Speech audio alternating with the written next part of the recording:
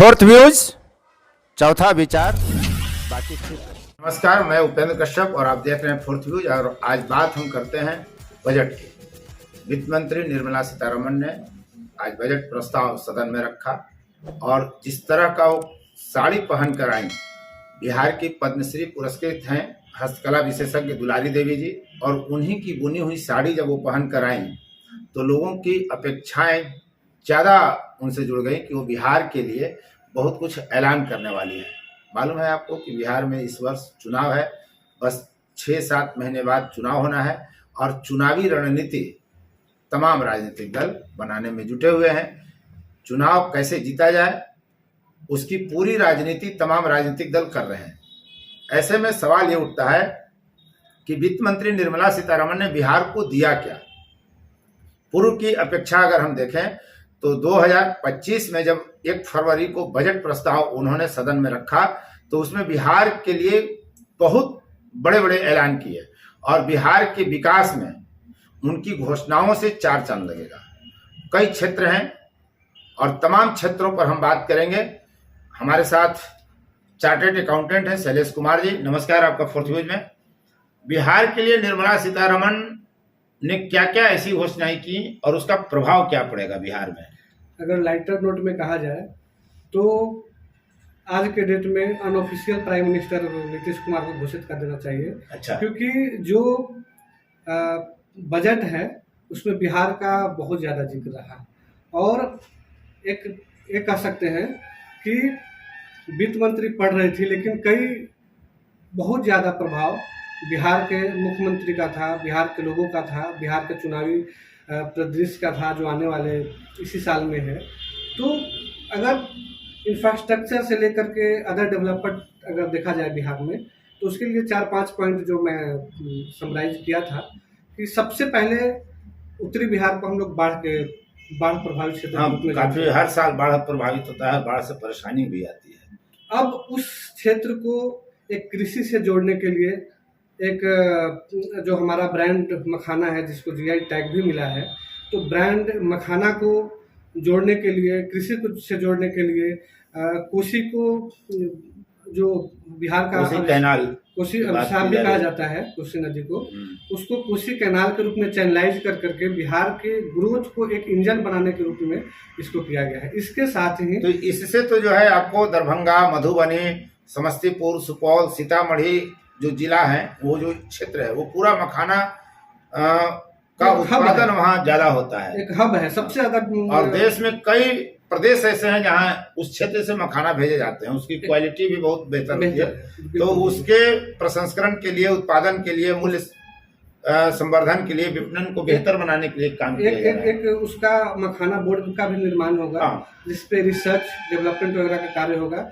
इसके अलावा एक और टेक्नोलॉजी बोर्ड का भी बिहार में होगा, जिसके पूरे उत्तरी जो क्षेत्र है, पूर्वी क्षेत्र है, उसमें हमारा वहाँ के बच्चे सीख सकते हैं टेक्नोलॉजी के बारे में। आईआईटी का विकास होने जा रहा है, क्षमता बढ़ाई जाएगी। आईआईटी का क्षमता रिसर्च एंड डेवलपमेंट के लिए बढ़ाया जा रहा है, जो पटना के लिए, जो बिहार के लिए बहुत कम समय में एक बहुत बड़ा उपलब्धि है। ग्रीनफील्ड एयरपोर्ट का विकास होने वाला है, जो अगर देखा जाए कि पटना में जो अभी तत्कालिक हमारा एयरपोर्ट है कम क्षमता वाला है, कम स्पेस वाला है, तो एयरपोर्ट बेटा, ग्रीनफील्ड एयर बेटा का विकास होगा। तो इसके अलावा अगर देखा जाए तो स्किल डेवलपमेंट पे मैंने जो बताया, एग्रीकल्चर कैनाल के लिए है, ग्रीनफील्ड एयरपोर्ट, ये कुल मिलाकर के इस बजट पे बिहार का बहुत बड़ा प्रभाव रहा है। और क्या क्या बिहार को मिलने वाला है, मिलेगा? देखिए पहले भी पिछले भी फूड प्रोसेसिंग की भी व्यवस्था की जा रही है। किसानों को लेकर के ये जो बजट आया उससे क्या लाभ होगा, उनकी आय में कैसे वृद्धि होगी? सरकार का तो एजेंडा रहा है कि हम किसानों की आय जो है वो दोगुनी करेंगे। जब प्रधानमंत्री ने शुरू में एक बाइट दिया उन्होंने बजट से पहले, तो उन्होंने इस बजट को ज्ञान करके बोला। ज्ञान यानी गरीब, GYAN, तो जी से गरीब, वाई से युवा, ए से एग्रीकल्चर और एन से नारी शक्ति। तो ये 4 के इर्द गिर्द ये बजट घूम रहा था। तो एग्रीकल्चर, अगर जहाँ तक आप बात करें एग्रीकल्चर के लिए, तो फूड प्रोसेसिंग की है। फिर उसके बाद असम में यूरिया का प्लांट बैठाने की बात हुई है। उसके बाद अगर एक जो किसान हैं उनको क्रेडिट कार्ड देने के लिए बात हुई है। साथ ही साथ किसान क्रेडिट कार्ड जो पहले था 2 लाख का लिमिट, उसको बढ़ा करके 5 लाख तक किया गया है। तो ये सब कई ऐसे चीज़ें हैं जो एग्रीकल्चर सेक्टर को काफ़ी प्रभावित करेगा और उसको बूस्ट करेगा। कोसी कैनाल की बात जहाँ तक की जा रही तो उसे 50,000 हेक्टेयर जमीन को सिंचाई करने का लाभ मिलेगा, सिंचित होगा। हाँ, तो ये जो प्रधानमंत्री नरेंद्र मोदी ने ज्ञान की बात कही, तो इससे ज्ञान बढ़ाने के लिए तो सिर्फ IIT का काम किया जा रहा है पटना में। युवाओं को क्या क्या लाभ होगा?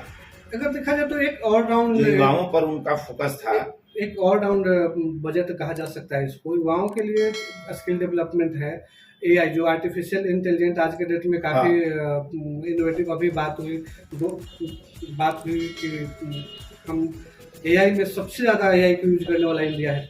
न्यू टेक्नोलॉजी को सबसे ज़्यादा अडॉप्ट करने वाला जो है हमारा कंट्री इंडिया है। और इस सेक्टर में हम 3 सेंटर ऑफ एक्सीलेंस 5,000 के कॉस्ट पे, करोड़ के कॉस्ट पे उसको हम इस्टेब्लिश करने जा रहे हैं, जहाँ पे न्यू जो यूथ है वहाँ पे लर्निंग करेंगे AI के बारे में, उसको कैसे डेवलप किया जा सकता है। हमारा इंडिजियस जो इंडिया का अपना खुद का डेवलप AI सिस्टम है उसको कैसे बढ़ाया जाए, तो इस चीज़ के लिए भी इन्वेस्ट किया गया है।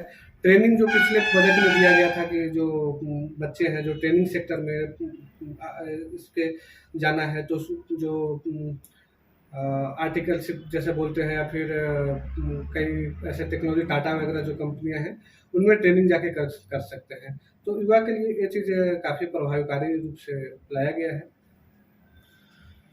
अक्टूबर में चुनाव है, तो कृषि की बात हो गई, युवा की बात हो गई, नारी सशक्तिकरण के लिए तो कुछ खास बिहार में नहीं दिख रहा है। नारी सशक्तिकरण की अगर देखा जाए तो ऐसा कोई बहुत ज़्यादा बजट नहीं है, उसमें ऐसा कुछ अलग से कोई घोषणा नहीं है जिसपे कुछ है। और ये जो गरीब की बात की जा रही है, तो गरीब को कैसे लाभ होगा इस बजट से? कि गरीब, अभी तक जितने बजट हुए हैं वो गरीब और अपर वर्ग के लिए हुआ था। तो गरीब जैसे सब्सिडी के माध्यम से हो, KCC के माध्यम से हो, या फिर KCC का दायरा भी बढ़ा दिया, जो MSME का दायरा बढ़ा दिया गया है। MSME के लिए अलग से एक क्रेडिट लोन के लिए भी प्रस्ताव रखा गया है, जो पायलट प्रोजेक्ट के तौर पे 10 लाख लोगों को दिया जाएगा और धीरे धीरे उसको एक्सपेंड किया जाएगा। तो ये गरीब के लिए ही है, ज़्यादा गरीब पे फोकस है। और ये जो 12 लाख रुपए किया गया, 12 लाख रुपए तक अगर मेरी आय है तो कोई टैक्स नहीं देना है। अगर टैक्स जो सबसे ज़्यादा उत्साहित करने वाला इस बजट में, जो सबसे ज़्यादा इस बजट का अगर कोई की पॉइंट है तो 12 लाख का टैक्स स्लैब को बढ़ाना। पहले क्या था कि जब हम 2005 का स्लैब रेट देख रहे थे तो उसमें मात्र 1 लाख के स्लैब रेट था, 1 लाख के ऊपर टैक्स लगता था।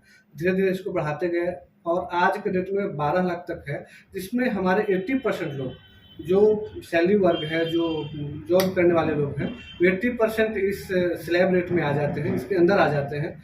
तो एक बहुत बड़ा रिलैक्सेशन है मीडियम वर्ग के लिए, नौकरी पेशा के लिए। जब उनके पास पैसा बचेगा तो खर्च बढ़ेगा, और खर्च बढ़ेगा तो मार्केट में वो पैसा जाएगा, जिसकी वजह से कई सेक्टर डेवलप होगा, कई सेक्टर बूस्ट होंगे, चाहे वो FMCG हो, चाहे वो होटल सेक्टर हो, और कार वगैरह का जो सेक्टर है, व्हीकल का सेक्टर, ऑटोमोबाइल सेक्टर है, वो डेवलप करेगा। तो ये सब चीज़ें हैं कि जो 12 लाख का स्लैब रेट बढ़ाया गया है उससे काफ़ी ज़्यादा मार्केट में पैसा का मोबिलिटी बढ़ेगा। इसका राजनीति पर कितना लाभ होगा? अभी अक्टूबर में चुनाव होना है, अक्टूबर नवंबर में चुनाव, अभी अक्टूबर तो दूर है। अगर देखा जाए तो दिल्ली में काफ़ी ज़्यादा प्रभाव करने वाला है, बजट, क्योंकि दिल्ली में 90% 80% जॉब करने वाले हैं, सैलरी वर्ग है। तो और उनका ज़्यादा जो सैलरी है, सबसे ज़्यादा लोगों का सैलरी है जो 12 लाख से कम है, तो उनके लिए बहुत लंबे टाइम से कोई बहुत ज़्यादा रिलैक्सेशन दिया नहीं गया था, और ये रिलैक्सेशन उनके लिए काफ़ी उत्साहित करने वाला है।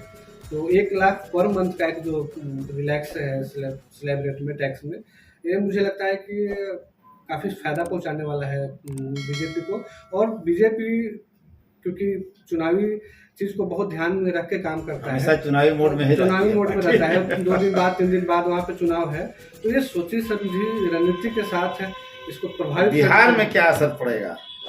बिहार में देखा जाए तो बिहार लोग विपक्ष तो बोल रहा है कि बजट में केवल बिहार गूंज रहा था। तो क्योंकि आने वाला टाइम में अब दिल्ली के बाद बिहार में ही चुनावी मोड में आना है बीजेपी को और बाकी सत्ता दल जो है उनको। तो बिहार में जिस तरह से घोषणा किया गया है उसका जरूर से जरूर फायदा उठाना चाहिए। इनकम टैक्स कानून को लेकर के एक नया विधेयक लाने की बात की जा रही है। जैसा कि पिछले ही बजट में बताया गया था कि नया इनकम टैक्स लाया जाएगा। उस पर पहले तो डीटीसी पे काम चल रहा था, डायरेक्ट टैक्स कोड पे। अच्छा। तो लगभग 6-7 साल पहले से वो काम चल रहा था और पिछले बजट में घोषणा किया गया कि नया लाएंगे। तो ये जो नया बिल है वो ऐसा नहीं है कि कोई बहुत ज़्यादा मास चेंज होगा। उसमें जो अभी जो कॉम्प्लिकेटेड है, अगर आइंस्टीन के वर्ड में कहा जाए, आइंस्टीन के वर्ड में, तो इनकम टैक्स सबसे कॉम्प्लिकेटेड समझना है। तो उसको एक सरलीकरण दिया जाएगा जो आम लोगों को इजीली समझ में आ जाए। अभी इनकम टैक्स भरने के नाम पे ही बहुत लोग डरते हैं, बहुत लोगों को लगता है कि इसमें खासकर छोटे और मंझोले व्यवसायी। बिल्कुल। तो इसमें काफी पुराना एक्ट है, तो उसमें कई अमेंडमेंट सुधार वगैरह करने के बाद ये काफी कॉम्प्लिकेटेड हो चुका है। तो उसी सुधार को एक साथ बंच में बना करके एक सोफिस्टिकेटेड और एक सप्ताह में ही लाना है, क्योंकि वो सारा तैयार है। थोड़ा लंबा टाइम लगता है, तो क्योंकि बजट का एक भाषण लिमिट होता है, तो उसको बाद में। बहुत बहुत धन्यवाद शैलेश जी, आपने बजट पर अच्छी बात रखी। मुझे उम्मीद है कि फोर्थ न्यूज के जो दर्शक हैं उनको पूरी बात समझ में आ गई होगी कि बिहार कहाँ है इस बजट में, बिहार का चुनावी माहौल जो है वो कितना प्रभावित होगा, और जो ज्ञान शब्द लाया सामने प्रधानमंत्री नरेंद्र मोदी ने, उसके बारे में भी आपको अच्छी जानकारी मिली है। बहुत बहुत धन्यवाद। फोर्थ व्यूज, चौथा विचार, बाकी